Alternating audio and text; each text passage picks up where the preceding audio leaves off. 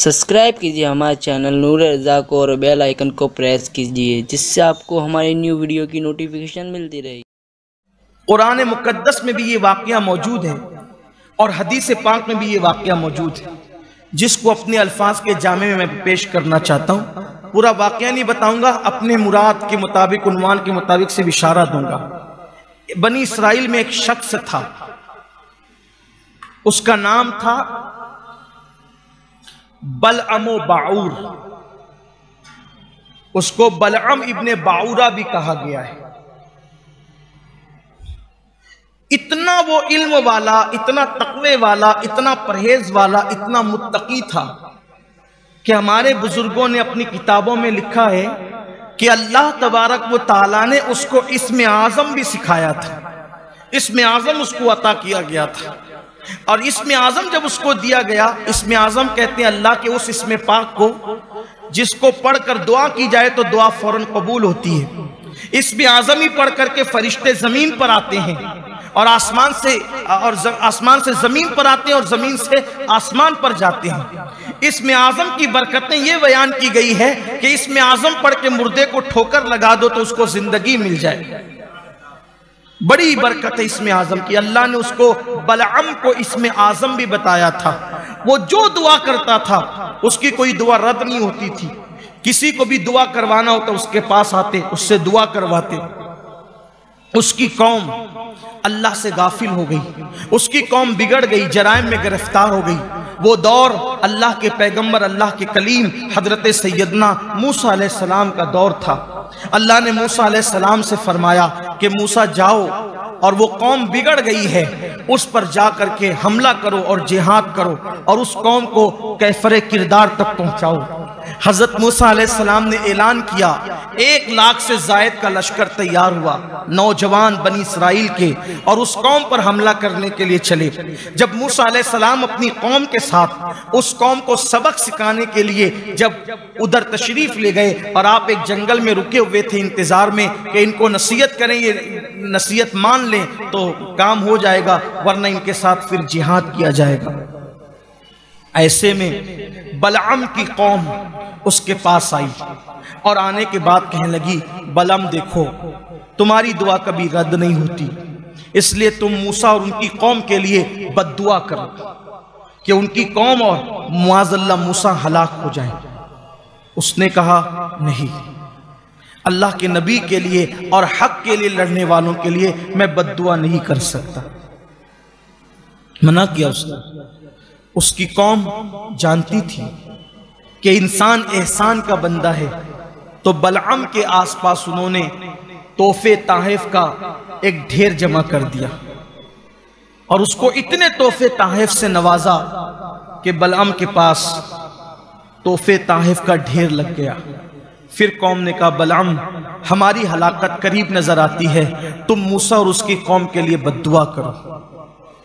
اب اس نے استخارہ کیا، استخارے میں منع آیا، لیکن چونکہ وہ پیسے تحفے تحائف قبول کر چکا تھا تو وہ بدبخت اپنی سواری پر بیٹھا، اور موسیٰ علیہ السلام اور ان کی قوم کے لیے بد دعا کرنے کے لیے پیسوں کی لالچ میں آ کر وہ پہاڑی کی طرف گیا۔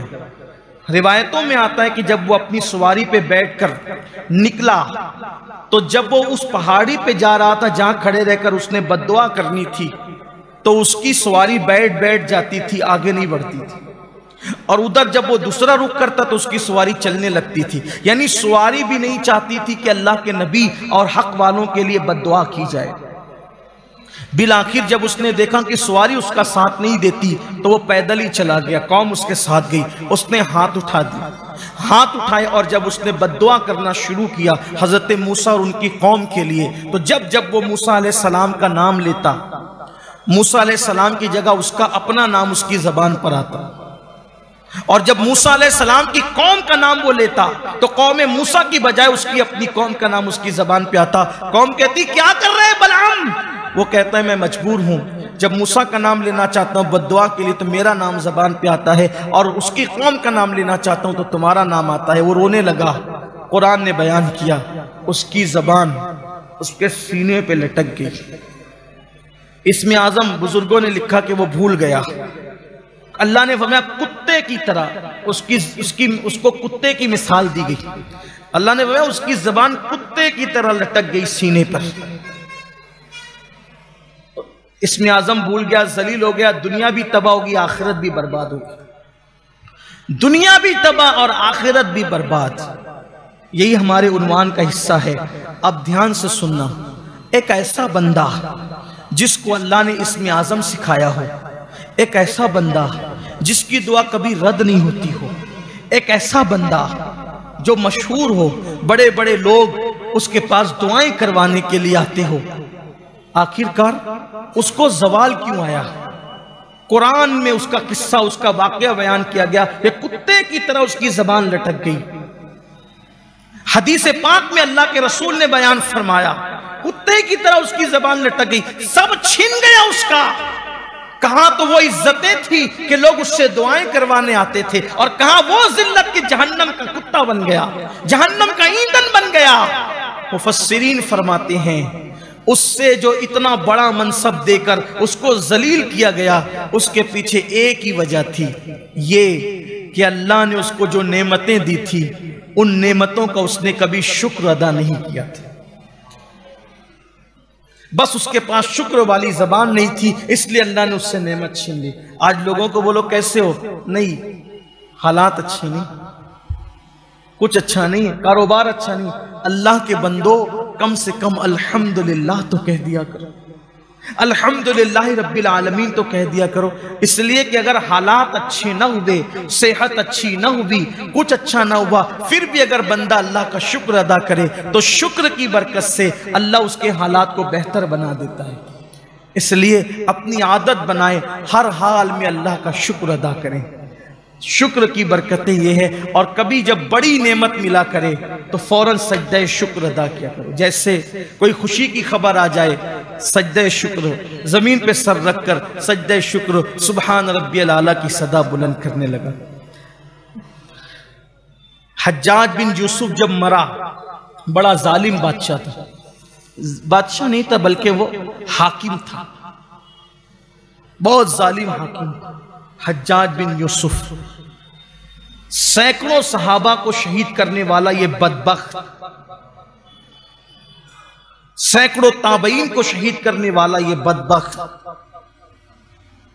کعبے کی دیواروں پر صحابہ کی لاشوں کو لٹکانے والا یہ بدبخت. امام حسن بصری رضی اللہ تعالیٰ اس کے دور میں روپوش ہو گئے تھے، چھپ گئے تھے، اس لیے کہ اس کے ظلم سے اتنا خوف تھا کہ یہ ہر بزرگ کی بے حرمتی کرتا تھا. ایک بار کسی نے آ کر اطلاع دی حجاج مر گیا تو حضرت امام حسن بصری نے فوراً سجدہ شکر ادا کیا، اللہ تو نے قوم سے بہت بڑی مصیبت کو ٹال دی. یعنی کسی کی موت پر بھی امام حسن بصری نے جس سے دین کو خطرہ تھا، امت کو خطرہ تھا، امت کے نیک لوگوں کو خطرہ تھا، سجدہ شکر ادا کیا. اولاد پیدا ہو، مٹھائی بعد میں بانٹو، پہلے اللہ کا شکر ادا کرو. نعمت ملے پہلے اللہ کا شکر ادا کرو، صحت ملے اللہ کا شکر ادا کرو. اور اللہ کا شکر ادا کرنے کا بہترین طریقہ ہے کہ الحمدللہ رب العالمین کہو. اللہ تبارک و تعالی ہم سب کو شکر والی زبان عطا فرمائے، شکر کی توفیق عطا فرمائے. اللہ تعالی شکر کی کیفیت میں زندہ رکھیں اور شکر کی کیفیت میں اللہ موت عطا فرمائے.